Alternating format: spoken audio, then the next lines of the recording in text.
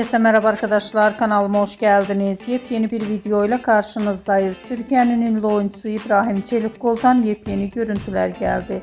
İbrahim Çelikkol'un oğlu Ali ile birlikte olan muhteşem görüntülerini sizler için YouTube kanalımda video halinde sunuyorum.